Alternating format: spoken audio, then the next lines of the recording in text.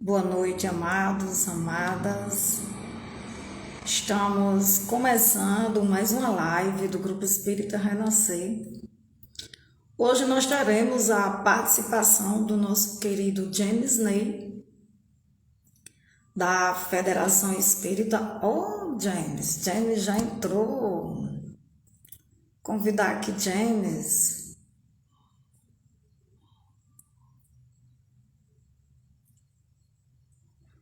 Cadê a solicitação de James para ele entrar? James, aceite aí a solicitação que eu enviei para você. Uma boa noite a todos.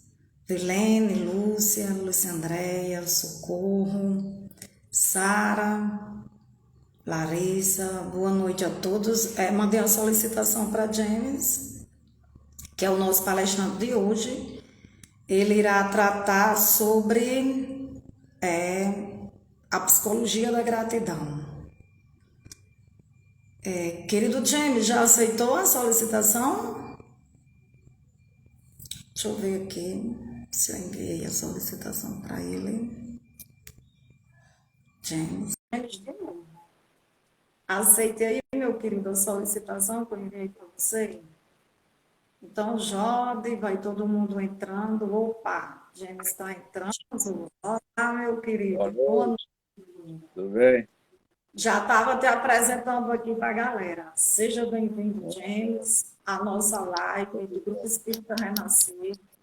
Eu, como já te conheço, né, sou até suspeita para falar, mas você já fez uma live comigo, a galera gostou bastante. Pena que eu não consegui gravar, me atrapalhei, não gravei lá no nosso canal, mas hoje com certeza eu farei isso. James, boa noite, que Jesus nos ampare, nos proteja. James é militante do Movimento Espírita da Bahia, frequenta a Federação Espírita Baiana, Humberto de Campos, né, James? Qual é a outra instituição que você também me disse que milita? A Casa do Caminho. A Casa do Caminho. Eu ia dizer a Mansão do Caminho, a Casa do Caminho. James, seja bem-vindo, que você sempre que pode, sempre nos ajuda nessas suas reflexões belíssimas.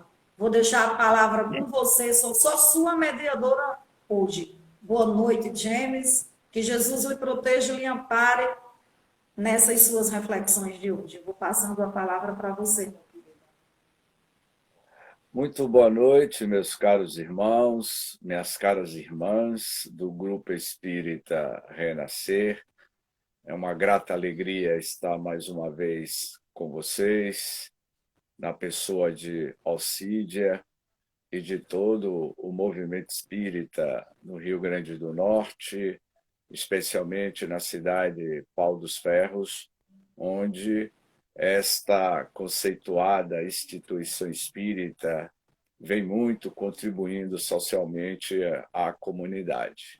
Pois bem, as nossas reflexões na noite de hoje é baseado em uma das obras de Joana de Ângeles. Joana de Ângeles iria escrever um livro que eu considero uma pérola, que é chamado A Psicologia da Gratidão. Nesses momentos atuais, onde nós estamos atravessando momentos delicados, é necessário a vivência da terapêutica da gratidão. Então, eu iniciaria com algumas citações e reflexões deste livro de Joana de Ângeles. Ela inicia dizendo o seguinte: a gratidão é uma atitude que renova a saúde mental e física. Vejamos bem que a prática da gratidão vai lhe proporcionar um bem-estar psicológico, emocional e espiritual. Ela também vai afirmar que a boa notícia é que a gratidão é uma atitude a ser treinada, sendo que todos podem passar a ser mais gratos e proporcionar mais saúde e felicidade às suas vidas. Portanto, meus queridos irmãos, se nós aspiramos uma vida mais ética, uma vida mais amorosa, uma vida sem transtornos psicológicos, ou vidas vazias, ou doenças físicas, sejamos mais gratos pela própria vida. E uma das propostas para o desenvolvimento da virtude da gratidão, eu diria que é o desapegar.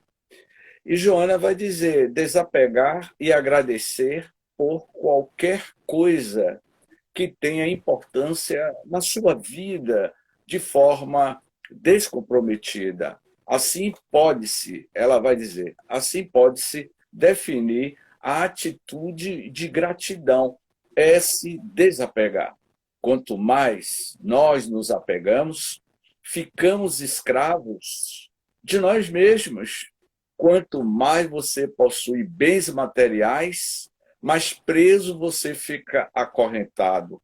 Essa foi a proposta de Francisco de Assis quando trabalhou o desapego interior e o desapego externo. Ele estava trabalhando essa terapêutica da gratidão. Aurélio Buarque de Holanda, no seu dicionário, ele vai dar uma definição, meus companheiros e minhas amigas, sobre o verbete da gratidão.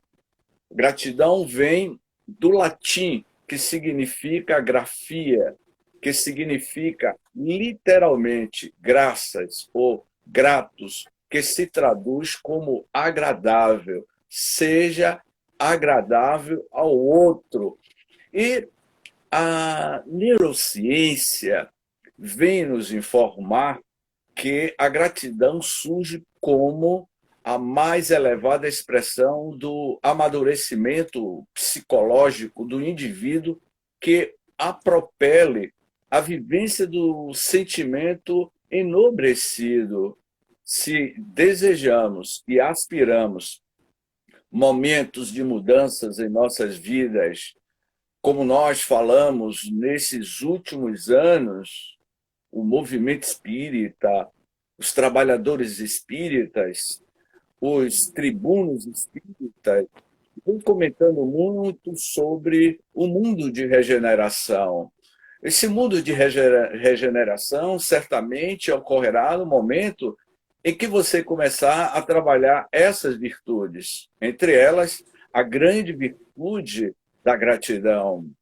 Eu confesso a vocês, ao ler o livro Psicologia da Gratidão, em 2016, no Carnaval de 2016, eu me encontrava aqui no sítio, na região metropolitana de Salvador, uma cidade por nome de Dias Dávila, e aproveitei o Carnaval para preparar o livro como seminário. É um seminário que dura uma manhã inteira, e Alcídia me desafiou em diminuir o seminário e falar menos de 50 minutos. A psicologia da gratidão, meus companheiros do Renascer, é um seminário que começa às 8 da manhã e termina meio-dia. E eu procuro fazer a teoria e a vivência da prática. Como praticar a gratidão dentro do grupo espírita. Então, é um seminário.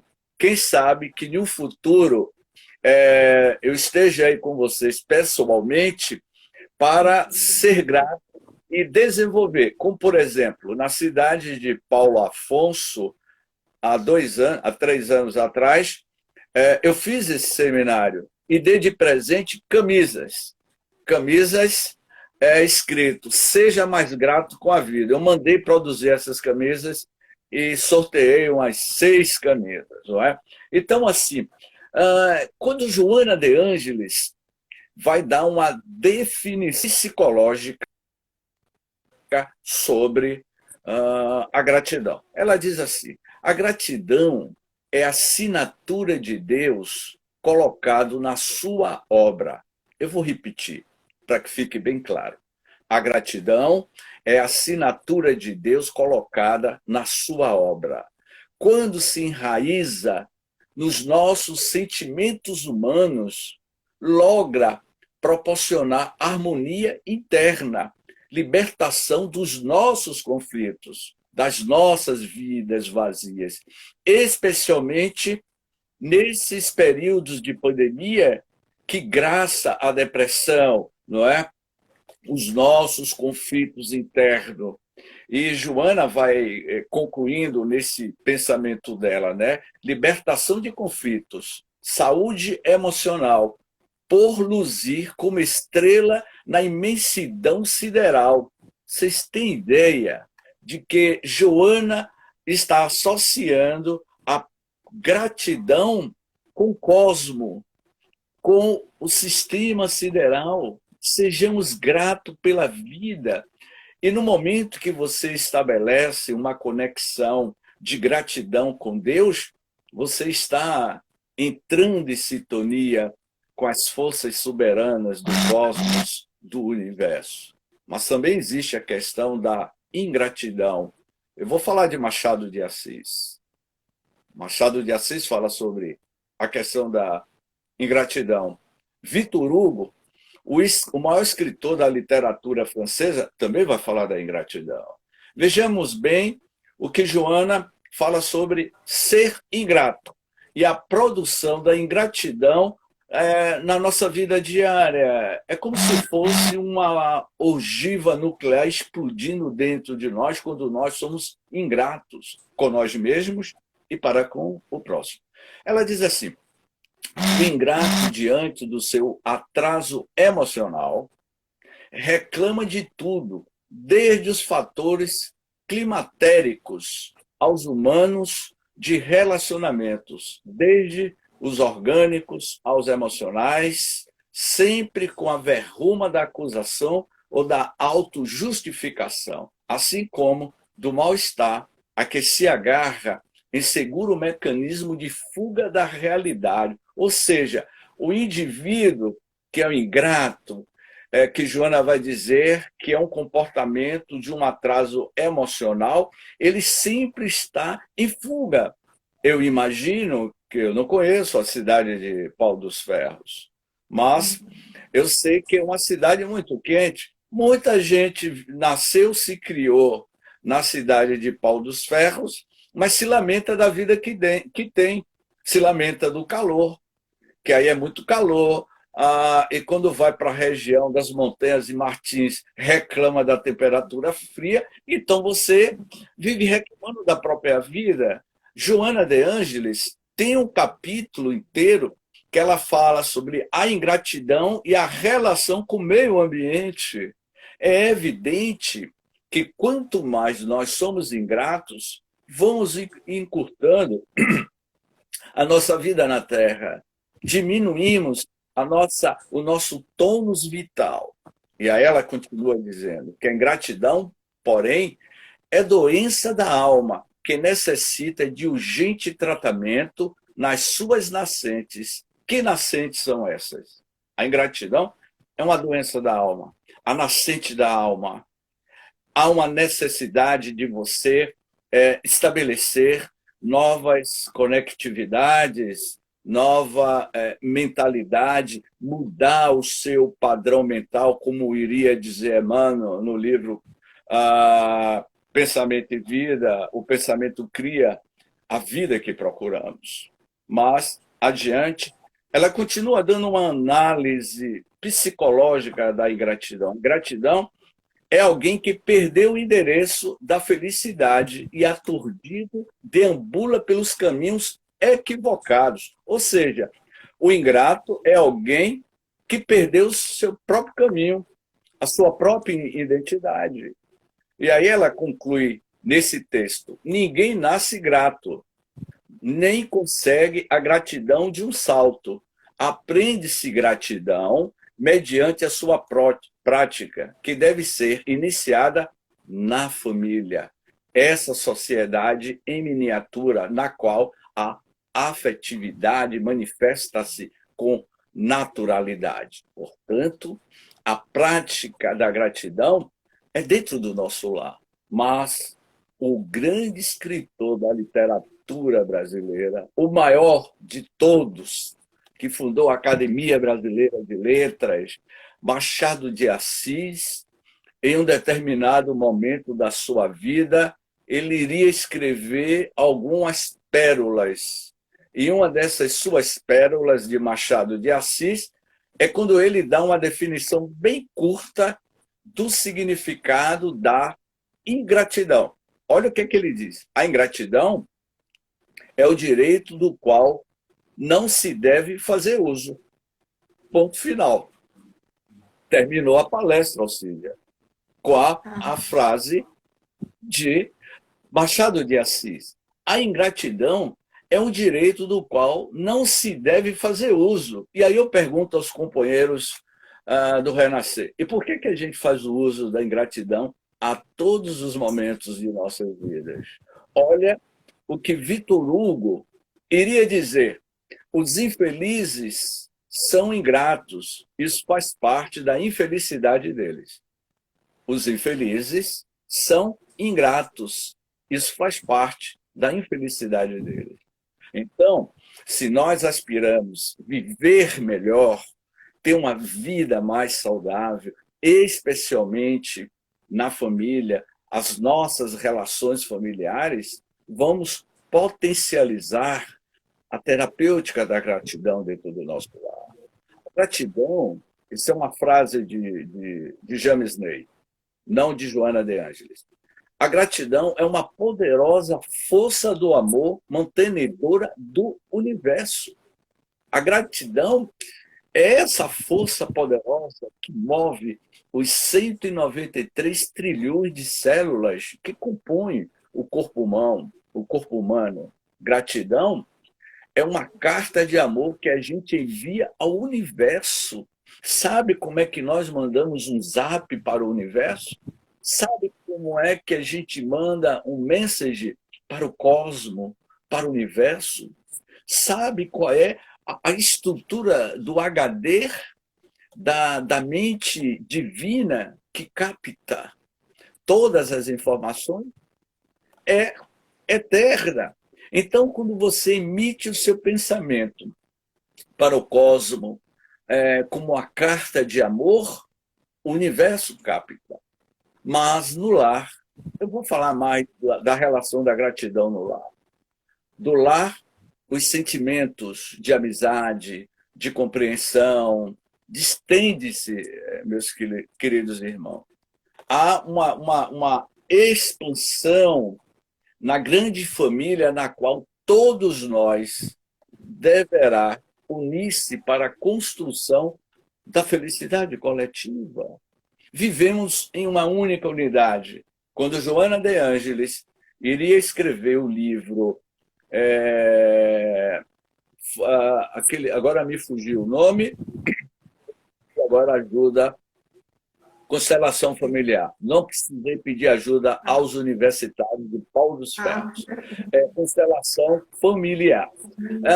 Em Constelação Familiar, Joana também vai definir que a gratidão é essa mola mestra para a solidificação das nossas relações familiares com os afetos e desafetos desta e de outras vidas. Também ela vai falar que para o nosso sucesso do empreendimento, o amor e a gratidão constituem as forças dinâmicas ao alcance do lutador. Não existe ninguém, meus queridos irmãos, minhas queridas irmãs, não existe ninguém que seja impermeável ao amor, um gesto de bondade, a gratidão sincera. Há duas, ou seja, houve duas grandes, gigantes da alma. Eu tenho o maior respeito a essas mulheres baixinhas. Entendeu, Alcília? Essas mulheres baixinhas saem de baixo. Que quando elas querem, fazem acontecer. Com todo respeito às mulheres altas. Mas essas mulheres baixinhas parece que reencarna trazendo um DNA trazendo algo diferenciado. Por que eu estou falando essas duas baixinhas que mudaram a história do século XX? Uma foi em Calcutá e outra aqui em Salvador, e eu tive o prazer de conhecer ela. Era 1980, quando Madre Teresa de Calcutá, 1,55 m de altura, do tamanho de uma trabalhadora aí do pau dos ferros, que eu não vou falar o nome dela. Então, ela visita Salvador, Madre Teresa de Calcutá, as obras sociais de Irmã Dulce. Irmã Dulce, 1,55 m de altura. Eu acho que é do tamanho de Alcídia, se eu não me engano. E ficou registrado agora aqui na live. Então, as duas iriam se encontrar em 1980 e ambas iriam trocar figurinhas, experiências. E Madre Teresa de Calcutá iria dizer, irmã Dulce, olha, quando eu comecei com as missionárias da caridade, eu tive que renunciar muito. E entendi que é Deus que escreve através de mim. As minhas obras sociais na cidade de Calcutá, na década de 50, a Índia tinha 300 milhões de habitantes em 1950. Hoje, no século XXI, a Índia tem 1,460 bilhões de habitantes. Certamente, o espírito de Madre Teresa de Calcutá deve ser um desses espíritos que ajuda essa grande população de encarnados e desencarnados no país da Índia, como aqui no Brasil nós temos o anjo Ismael, que é o guia espiritual do Brasil. Então, cada país tem o seu guia espiritual. Irmã Dulce também iria dizer que ela era manipulada por Deus. Deus é que manipula os seus milagres através de mim. Não sou eu que faço os milagres da multiplicação, do crescimento das minhas obras sociais, mas é Deus. Então, nenhuma das duas, em momento algum da sua vida, elas foram ingratas. A gratidão era a mola propulsora para o desenvolvimento do trabalho social que ambas desenvolveram e deixaram um grande legado. Joana também vai falar que o desafio à gratidão dá-se nos tempos difíceis, quando surgem as adversidades, que são também parte do processo desafiador da evolução, porquanto nem sempre os céus humanos estarão adornados de astros, sendo todos convidados a atravessar a noite escura da alma. Já dizia Alcídia, João da Cruz, no seu livro Divina Presença. A noite escura da alma. É nesses momentos de pandemia que o desemprego cresce, a fome cresce. É nos momentos das adversidades que a gente tem que colocar a prática da gratidão. Aquele rapaz, ano retrasado, 2019, no Rio de Janeiro, houve uma enchente e um guardador de carro na zona sul do Rio pegou uma senhora de idade, ajudou a atravessar, se eu não me engano, e a senhora de idade perguntou a ele por que ele estava fazendo isso. Ele disse, sabe, porque eu tenho que ser gentil, tem que ter gentileza. Esse ato de gentileza e de gratidão que ele fez com essa senhora repercutiu no Brasil inteiro. Ele foi para uma emissora de TV e acabou ganhando uma casa, porque ele não tinha casa para morar. Na década de 90, houve um morador de rua no Rio de Janeiro que era conhecido como gentileza, gratidão a tudo. Então, meus queridos irmãos, os valores morais, as conquistas espirituais respondem pela gratidão que resulta de todas as nossas oportunidades de crescimento e valorização da existência. portanto, eu contarei duas histórias que vai ilustrar a psicologia da gratidão. Eu me recordo, como eu iniciei falando do Carnaval de 2016, e que eu estava preparando o seminário do livro A Psicologia da Gratidão. Os meus amigos aqui em Salvador sabem que eu tenho um hobby. O meu hobby é o ciclismo, andar de bicicleta. Eu tinha passado a manhã inteira fazendo uma síntese do livro A Psicologia da Gratidão. Eu me envolvi psicologicamente, emocionalmente com o livro. E preparei o seminário. Em uma manhã já estava tudo pronto o seminário. Mas, no final da tarde, eu peguei a minha digníssima bicicleta e fui pedalar no final de tarde. E quando eu estava numa ciclovia em alta velocidade, usando aquelas camisas próprias, quando de repente, eu estava de capacete, estava todo equipado, eu atropelei, meus queridos do Renascer, eu atropelei, imagine só, um ciclista atropelar uma abelha. Eu atropelei uma abelha. Eu passei na frente de uma abelha. Essa abelha teve a capacidade de entrar por dentro da minha camisa e ela não teve pena de mim. Deu uma ferroada de misericórdia, eu em alta velocidade. Com a ferroada que eu tomei daquela abelha, eu caí em queda redonda, me ralei todo no chão, me espatifei no chão, no asfalto, fiquei todo ralado. E quando eu levantei, que eu olhei, a infeliz da abelha que deixou o seu ferrão, depois que ela deixa o ferrão, ela fica se batendo para morrer. E aí eu disse assim, essa infeliz, olha o que essa abelha fez comigo. No momento em que eu levantei o meu tênis, o meu pé, para esmagá-la, porque eu tinha o poder de esmagar. Eu queria esmagar aquela abelha porque ela me derrubou com a sua ferroada, que foi uma dor infernal. Você não tem ideia do que é uma ferroada de uma abelha no seu pescoço. É terrível. E no momento que eu iria esmagar aquela abelha, sabe o que aconteceu? Eu me lembrei do que eu tinha lido pela manhã, ser grato a tudo que acontece na sua vida, até uma ferroada. Seja grato pelo ferrão de uma abelha. Porque eu não esmaguei aquela abelha, porque você tem que vivenciar o que você prega. Eu não esmaguei aquela abelha porque eu me lembrei o último capítulo do livro A Psicologia da Gratidão. Conta a história de um monge. Se pela manhã eu estava encerrando os meus estudos, falando sobre a experiência de um monge, e quando foi à tarde, eu fui testado. Eu acredito que nós somos assim. Olha, você é muito discursivo.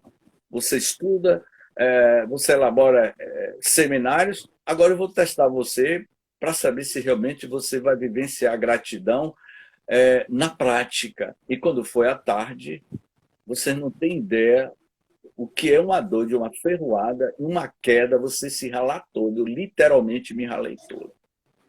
Eu só não esmaguei a abelha, sabe por quê? Por conta da história, que é o final do livro, A Psicologia da Gratidão. Um monge budista que rumava na direção do monastério, acompanhado por alguns dos seus discípulos, quando passando por uma ponte, um escorpião que estava sendo arrastado pela correnteza na qual se debatia, afogando-se. O monge, apiedado, correu pela margem do rio, introduziu a mão na água e retirou-o da morte certa.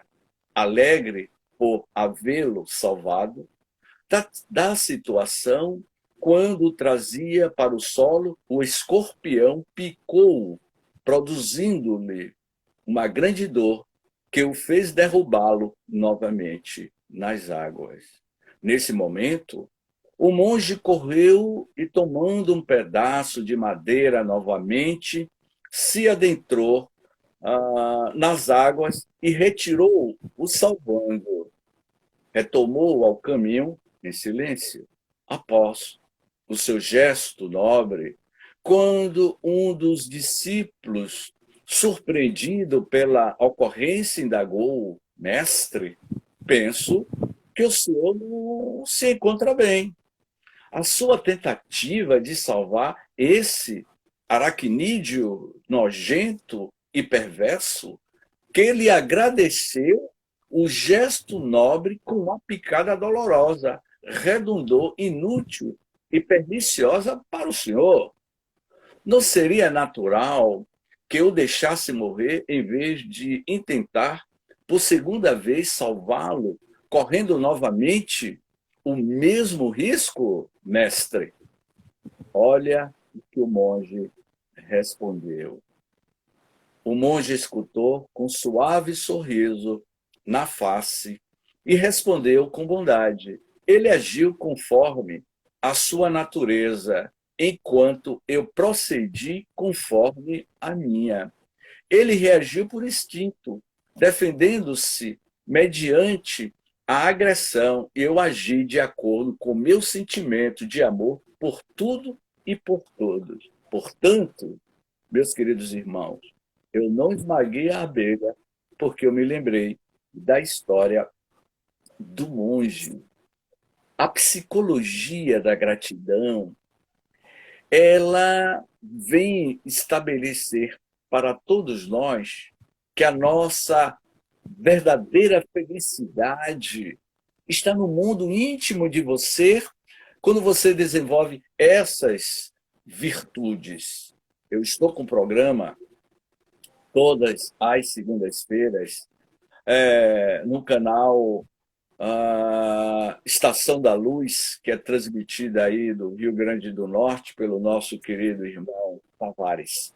E o nome do programa chama-se Em Busca de Deus, baseado na obra A Divina Presença.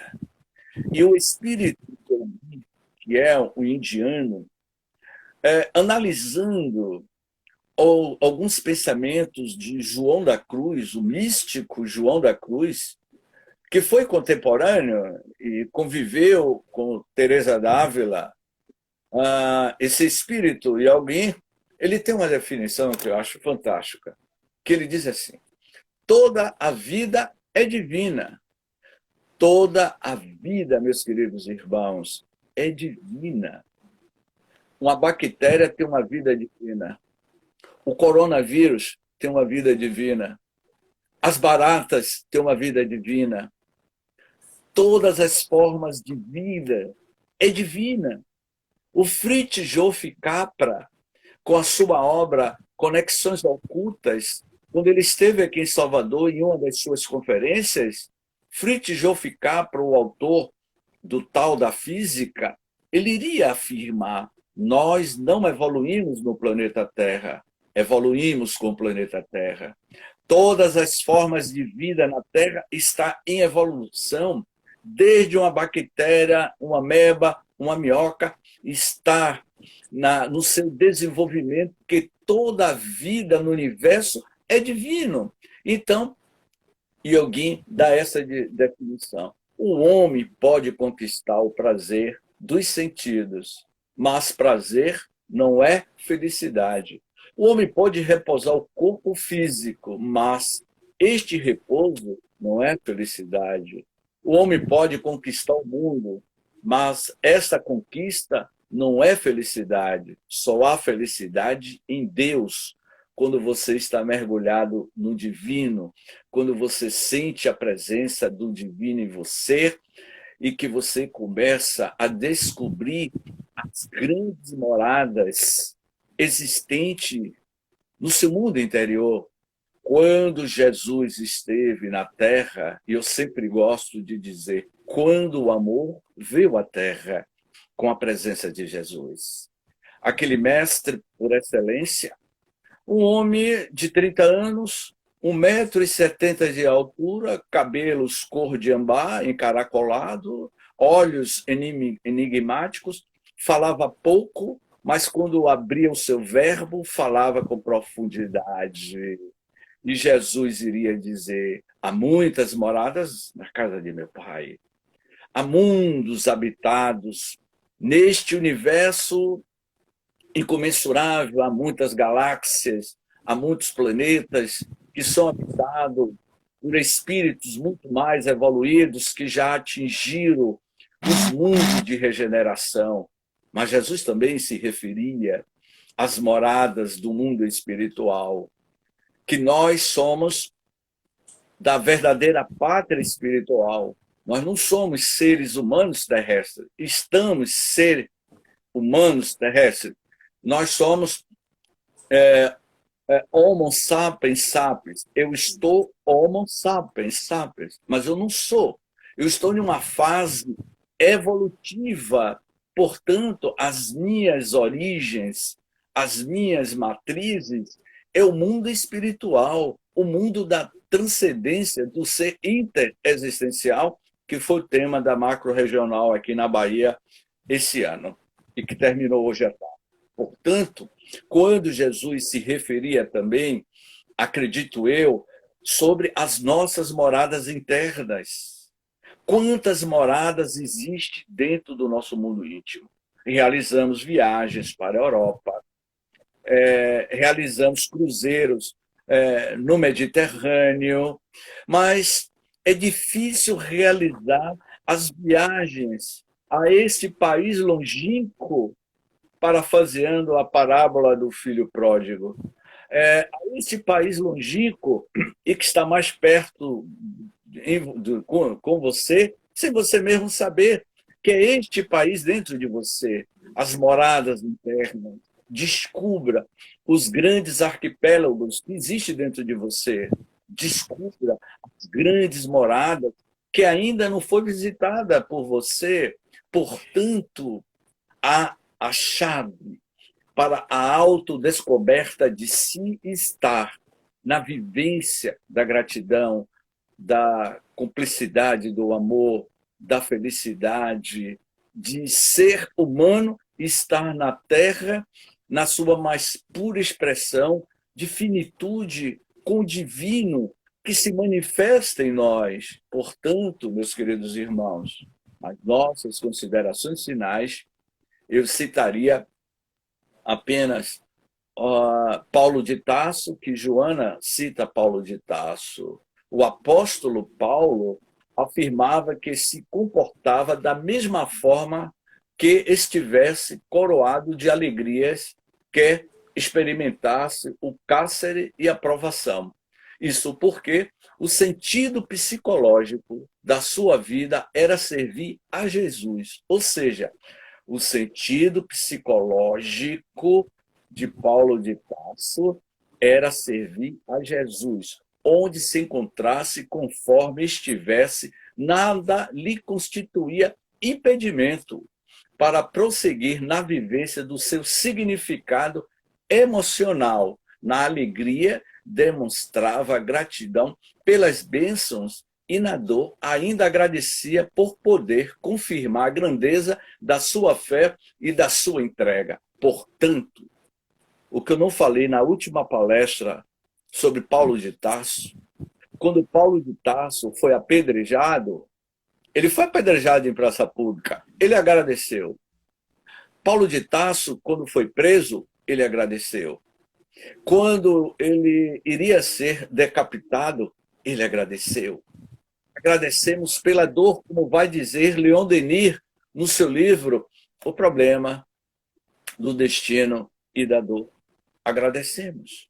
Como Paulo de Tarso, ao longo da sua vida, ele foi diminuindo a intensidade das suas dores, agradecendo, porque no momento que eu sinto dor, que eu sofro, é Deus me proporcionando uma oportunidade para o meu autocrescimento através da terapêutica da dor. Portanto, a dor me impulsiona a ter mais fé, mais entrega ao divino, a Deus, porque só em Deus é que eu posso amar e ser amado. Para amar, acima de tudo, ame a Deus. Não ame o namorado, porque passa. Não ame o marido, porque passa. Não ame a esposa, porque passa. Só existe um único amado no amado, que é Deus. Você se apaixona sempre. Mas por que você não se apaixona por Deus?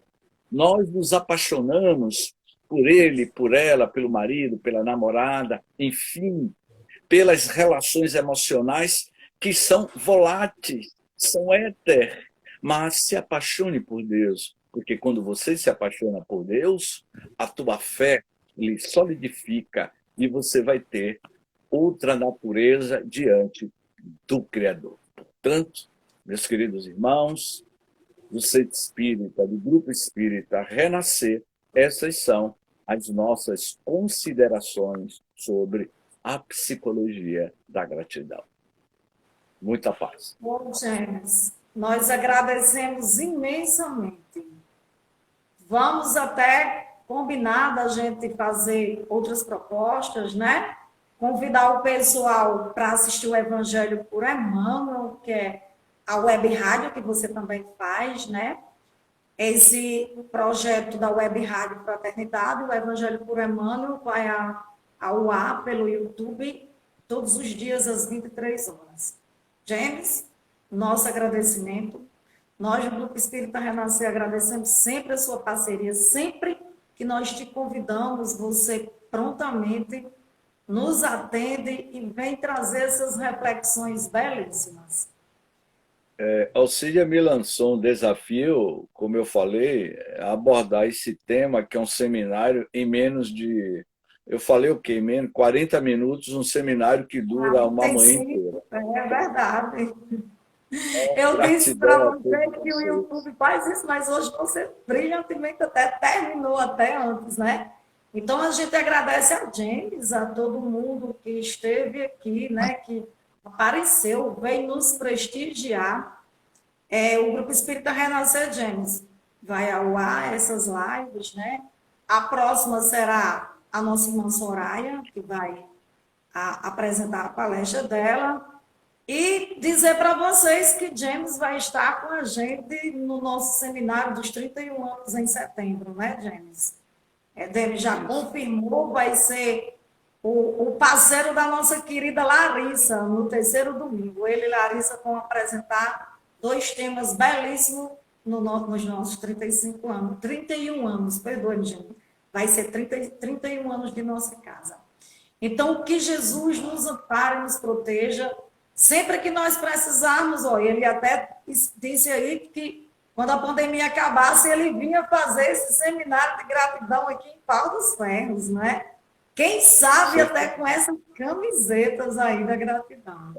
Meu querido, um abraço fraterno, agradecer a você. Conto sempre com nós, do Grupo Espírita Renascer, principalmente comigo. No dia também que precisar aí de uma live no seu canal, James tem um canal. Quer falar aí do seu canal para o pessoal acessar e se inscrever? Nós temos um canal James Ney, canal Caminho, Verdade e Vida. Nesse canal, de março do ano passado para cá, eu coloquei várias palestras, tem vários temas diversos, quando o amor veio à Terra, tem temas assim que vale a pena assistir e refletir, não é? E como eu falo muito sobre cosmologia também, tem um estudo da Gênese, eu vou falar 2 minutos, o marketing. Eu tinha comentado com a Alcídia que eu coordeno há 2 anos e meio o grupo de estudos da obra A Gênese, na Casa do Caminho, que é uma grande instituição.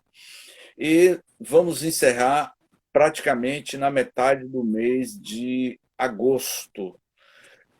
Na segunda quinzena de agosto, iniciaremos com o novo grupo dos estudos da obra A Gênese, é um livro que eu tenho atualizado com a linguagem moderna, eu tenho comentado sobre cosmologia, sobre buracos negros, sobre campos gravitacionais, sobre prana e por aí vai, dentro do livro A Gênese, que tinha uma linguagem do século XIX, a gente contextualiza. Todos esses estudos da obra A Gênese tá no meu canal, estudo da obra Gênese, não é?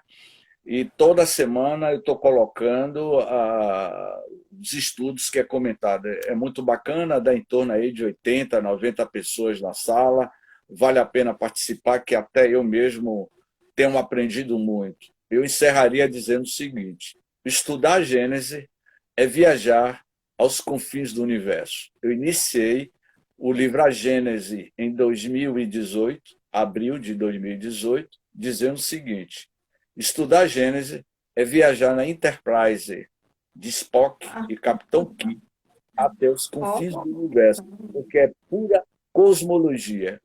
Portanto, eu convido todos vocês, Alcídia, e a todos vocês a embarcar na Enterprise do autoconhecimento da obra A Gênese. Conte comigo, né? Vou ver se a turma do Estudo Sistematizado todinho se inscreve também, tá certo, meu querido? Um beijo no seu coração.